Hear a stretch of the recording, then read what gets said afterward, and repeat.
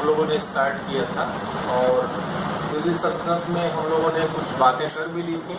एक बार मैं फिर वहाँ से पीछे से फ्लैश हो रहा हूँ जो बातें हम लोगों ने कर ली हैं।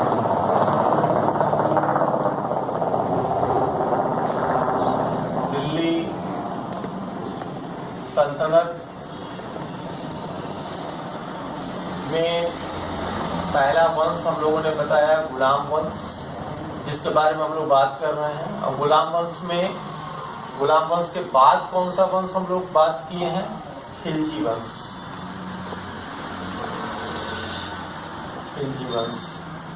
ठीक, गुलाम वंश में शासक हम लोग बात कर चुके हैं। मेन शासक की बात कर रहे हैं। पहला हम लोगों ने कुतुबुद्दीन ऐबक के बारे में बात किया। इसके बाद हम लोगों ने इल्तुतमिश के बारे में बात किया। इसके बाद हम लोगों ने रजिया के बारे में बात किया था और फिर हम लोगों ने बलबन के बारे में बात किया था। ये मेन टॉपिक जो हम लोगों ने कवर किए थे। इसके बीच में भी जो शासक थे उनके बारे में हम लोगों ने ब्रीफ बताया था, जो एग्जाम के पॉइंट ऑफ व्यू से जरूरी क्वेश्चन यहाँ बन सकते हैं। खिलजी वंश में भी हम लोगों ने बात कर लिया है। पहले हम लोगों ने बात किया जलालुद्दीन खिलजी के बारे में, ठीक, और फिर हम लोगों ने बात कर लिया था कल अलाउद्दीन खिलजी के बारे में।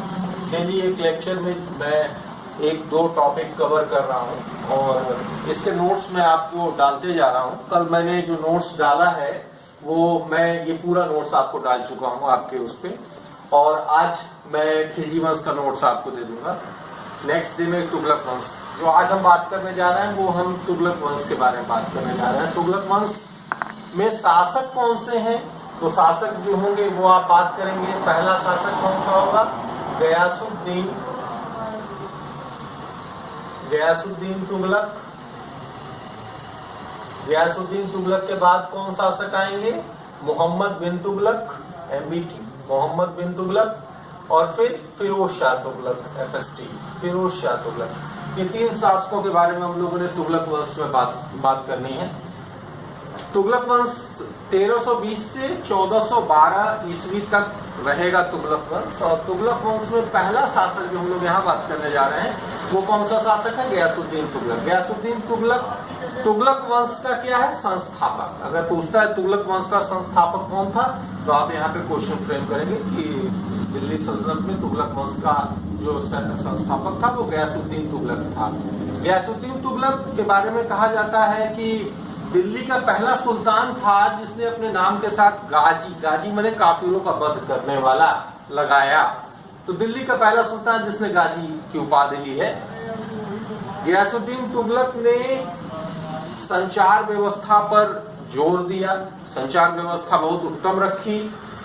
नहरों का निर्माण कार्य बहुत तेजी से कराया। नहरों का निर्माण क्यों करवाया? नहरों का निर्माण इसलिए कराया ताकि कृषि कार्यों को बढ़ावा दिया जा सके। अलाउद्दीन खिलजी की जो नीतियां थी उसको उसने उलट दिया, है ना। उसने खुद मुकद्दम और चौधरी के अधिकारों को वापस कर दिया। जो अलाउद्दीन खिलजी ने खुद मुकद्दम और चौधरी के बिचौलियों के जो अधिकारों को छीन लिया था उसको गयासुद्दीन तुगलक ने वापस कर दिया।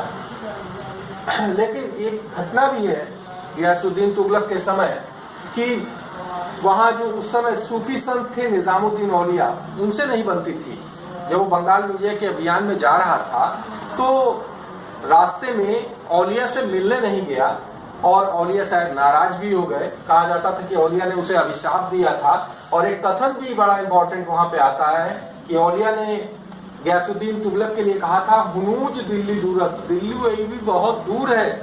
और कहा जाता है जब बंगाल विजय के बाद जब वो लौटा और अपनी राजधानी में एक समारोह का आयोजन कर रहा था, उस समय पंडाल उसके ऊपर गिर गया और उसी पंडाल में दबने के कारण जो है गयासुद्दीन तुगलक की मृत्यु हो गई। कहा जाता है महलों का शौकीन व्यक्ति महलों में ही दब के मर गया। तुगलकाबाद किसने बसाया? गयासुद्दीन तुगलक। तुगलकाबाद बसाया किसने? गयासुद्दीन तुगलक। ये फैक्ट हैं, जो छोटे छोटे फैक्ट गयासुद्दीन तुगलक के बारे में आता है कि नहरों का निर्माण, सबसे पहले नहरों का निर्माण दिल्ली सल्तनत में किसने किया, निजामुद्दीन औलिया से किसकी नहीं बनती थी, संचार व्यवस्था पर किसने सबसे पहली बार जोर दिया। ये छोटे छोटे पॉइंट्स इस टॉपिक से उठते हैं। दूसरा टॉपिक हम लोग जो इधर उठा रहे हैं ये हम लोग मोहम्मद बिन तुगलक की बात करने जा रहे हैं। मोहम्मद बिन तुगलक, तुगलक वंश का दूसरा शासक मोहम्मद बिन तुगलक। समय कब से होगा? 1325 से लेकर 1351। 1325 से 1351 तक का जो समय है वो मोहम्मद बिन तुगलक का है। बहुत सारे प्रयोग किए मोहम्मद बिन तुगलक ने अपने समय में। उसकी सोच शायद समय से पूर्वगामी थी। जितने भी प्रयोग किए सफल नहीं रहे, ये अलग बात है, सफल नहीं रहे, लेकिन प्रयोग किए। प्रयोगों में क्या क्या हुआ? दोआब में कर्मटी, दोआब जहाँ दो नदियों का जो क्षेत्र होता है, जहाँ पे दो नदियां मिलती हैं, वो बड़ा फर्टाइल लैंड होता है, बहुत उपजाऊ क्षेत्र होता है, और वहां पर उसने क्या किया? कर्मटी की। देवगिरी को राजधानी बनाया। देवगिरी, दिल्ली से राजधानी उसने परिवर्तित कर दी और देवगिरी बनाया। दौलताबाद। सांकेतिक मुद्रा का प्रचलन किया। चीन शासक और मंगोल शासक से प्रभावित था, और ऐसा ही वो चाहा, क्योंकि उस समय शायद चांदी की कमी रही होगी, इसलिए सांकेतिक मुद्रा का प्रचलन भी किया। खोरासान का अभियान किया, कराची का अभियान किया। ये सब कार्य किसने किए? मोहम्मद बिन तुगलक ने किए। मोहम्मद बिन तुगलक पहला सुल्तान था जिसने कृषि के विकास के लिए किसानों को सोनधर ऋण दिए। सोनधर ऋण इसने किसानों के लिए बांटे। एक अलग से कृषि विभाग भी बना दिया। कृषि विभाग का क्या नाम है? दीवाने अमीर कोही। दीवाने अमीर कोही बनाने वाला कौन है? मोहम्मद बिन तुगलक। मोहम्मद बिन तुगलक ने ही जहां पनाह नगर बसाया, जहां पनाह नगर उसने बसाया।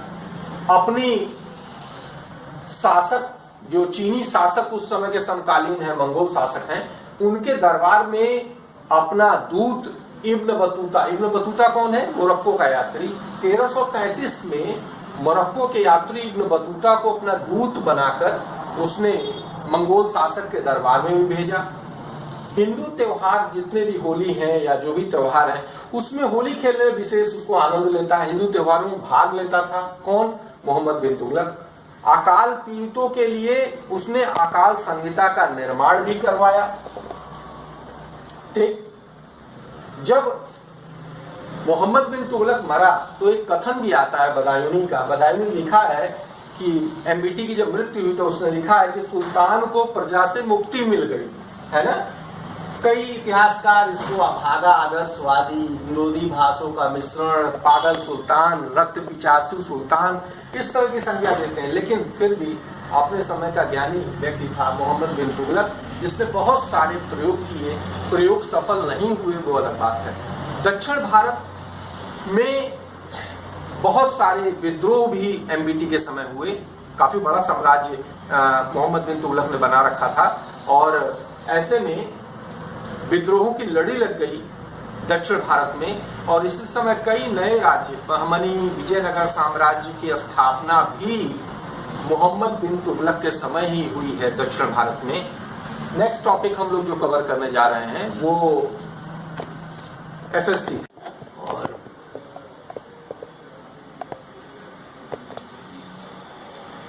तुगलक में हम लोगों ने बात कर लिया है गयासुद्दीन तुगलक का, मोहम्मद बिन तुगलक की बात कर लिए हैं। अब हम लोग आते हैं फिरोज शाह तुगलक में। एफएसटी फिरोज शाह तुगलक। फिरोज शाह तुगलक का समय कब से होगा? मैंने यहाँ पे दे दिया है। 1351 से लेकर 1388 ईस्वी तक का जो समय है वो किसका है? फिरोज शाह तुगलक का। फिरोज शाह तुगलक है कौन? फिरोज शाह तुगलक गयासुद्दीन तुगलक का भतीजा है। ये गयासुद्दीन तुगलक, इसका भतीजा है फिरोज शाह तुगलक। फिरोज शाह तुगलक ने 23 प्रकार के करों को हटा दिया। 23 प्रकार के करों को हटाकर उसने 4 प्रकार के कर लगाए। 4 प्रकार के कर कौन से हैं? जजिया, जकात, खरास और खम्स। ये 4 प्रकार के कर लगाए हैं। और एक चीज, ये खास बात यह है कि जजिया एक अलग कर बना दिया इसने। जजिया एक अलग कर बना दिया, और पहली बार ब्राह्मणों से जजिया कर की वसूली भी फिरोज शाह तुगलक के समय की गई। महिलाएं, बच्चे और अपंग जो जजिया, ब्राह्मण जो जजिया कर से अभी तक मुक्त थे, ब्राह्मणों से जजिया कर वसूला गया फिरोज शाह तुगलक के समय। ये एक बड़ी बात थी।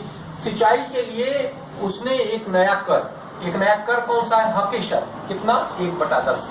1/10 भाग सिंचाई कर हकेशर के रूप में भी उसने वसूल किया। दारुल सफा क्या है? खैराती अस्पताल है एक तरह का। खैराती अस्पताल है। इसका निर्माण करवाया। जैसे एक और यहाँ पे दीवाने खैरात, मुस्लिम जो गरीब मुसलमान लड़कियां उनके विवाह के लिए एक तरह का दान दिया, खैराती, जो यहाँ दारुल सफा मतलब खैराती अस्पताल है, और एक यहाँ दीवाने खैरात मतलब मुस्लिम लड़कियों की विवाह के लिए उसने खैरात बांटे, उसने धन दिए ताकि उनका विवाह हो। गुलामों का बहुत बड़ा शौकीन है, एक अलग 10,000 गुलाम इसके पास हैं, एक अलग विभाग ही बना दिया जिसका नाम है दीवाने बंदगान। दीवाने बंदगान किसने बनाया? एक अलग विभाग बनाया फिरोज शाह तुगलक ने। कुतुब मीनार का मरम्मत करवाई। कुतुब मीनार की मरम्मत किसने करवाई? निर्माण किया, शुरू किया था किसने? ऐबक ने। ठीक, उसको पूरा किसने किया? इल्तुतमिश ने। उसकी मरम्मत किसने कराई कुतुब मीनार की? फिरोज शाह तुगलक ने। फिरोज शाह तुगलक ने कार्य किया है यहाँ पे। फिरोज शाह तुगलक ने ही टोकरा और मेरठ से जो अशोक स्तंभ है उसको मंगवाया दिल्ली। भले वहां विद्वान नहीं पढ़ पाए, वो बात अलग है, लेकिन टोकरा और मेरठ से उसने अशोक स्तंभ दिल्ली मंगवाया। फिरोजाबाद, फतेहाबाद, हिसार जैसे नगरों को बसाया है किसने? फिरोज शाह तुगलक ने। फिरोज शाह तुगलक ने ही दिल्ली के आसपास 1200 बगीचे भी लगवाए। तरबूज की खेती, खरबूज की खेती, इनको प्रोत्साहित किया। बड़ी बड़ी नहरों, सुदृढ़ नहरों, अब नहरों का निर्माण करता प्रथम नहरें बनवाई किसने? गयासुद्दीन तुगलक ने। लेकिन बड़ी और सुदृढ़ नहरों को बनाने के लिए जो जिम्मा दिया गया वो बनाया किसने है? फिरोज शाह तुगलक ने। यानी बड़ी नहरें, 150 मील लंबी नहरें यमुना से हिसार तक जाती हैं, 96 मील लंबी नहरें सतलज से घग्गर नदी तक जाती हैं। ये नहरों का निर्माण किसने कराया? फिरोज शाह तुगलक ने। अच्छा, फिरोज शाह का जो मकबरा है वो कहाँ है? दिल्ली स्थित हौज खास में फिरोज शाह तुगलक का मकबरा है। तो ये मैंने तुगलक की बात की। यानी टॉपिक में हम लोगों ने जो कवर किया है वो गुलाम वंश में हम लोग ऑलमोस्ट अब लास्ट टॉपिक की ओर बढ़ रहे हैं। अब गुलाम वंश खिलजी वंश हो गया, तुगलक वंश हम लोगों ने कंप्लीटली कर लिया है। यहाँ पे तुगलक वंश के बाद हम लोग अगला जो 2 वंश बचे हुए हैं, सैयद और लोदी वंश, उनके बारे में कल हम लोग बात करेंगे। यहाँ तक के नोट्स में आपको अपने जो ग्रुप है उस पर सेंड कर दूंगा ताकि आप लोग सब लोग इसको पॉइंट वाइज देख पाएं। जहां कोई कंफ्यूजन हो उसको आप कमेंट के द्वारा पूछ भी लीजिएगा। ठीक, तो आज हम लोग तुगलक वंश पूरा खत्म करते हैं। ठीक है।